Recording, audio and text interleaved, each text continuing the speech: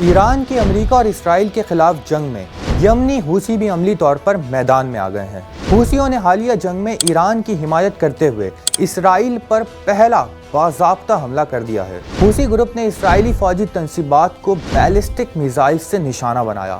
حوثیوں نے اپنے جاری کردہ بیان میں کہا ہے کہ یہ حملہ لبنان، ایران، عراق اور فلسطین میں بے گناہ شہریوں کی اموات کے رد عمل میں کیا گیا ہے اور اہداف کے مکمل حصول تک اسرائیل کے خلاف یہ کارروائیاں جاری رہیں گی۔ حوثی فوج کے ترجمان یحییٰ سری نے حملے سے قبل کہا تھا کہ فوجی جوانوں کی انگلیاں ٹریگر پر ہیں، کسی بھی عسکری اتحاد کی صورت میں فوری کارروائی کی جائے گی۔ یحییٰ سری نے مزید کہا ہے کہ بحر احمر کو ایران یا کسی بھی مسلم ملک کے خلاف جارحانہ کارروائیوں کے لیے استعمال نہیں ہونے دیا جائے گا۔ حوثیوں کے حملے کے بعد خطے میں بڑی جنگ کے خدشات بڑھ گئے ہیں، کیونکہ حوثی فوج کے پاس یمن سے باہر اہداف کو نشانہ بنانے اور عرب ممالک کے ارد گرد اہم بحری گزرگاہوں کو متاثر کرنے کی بھرپور صلاحیت موجود ہے۔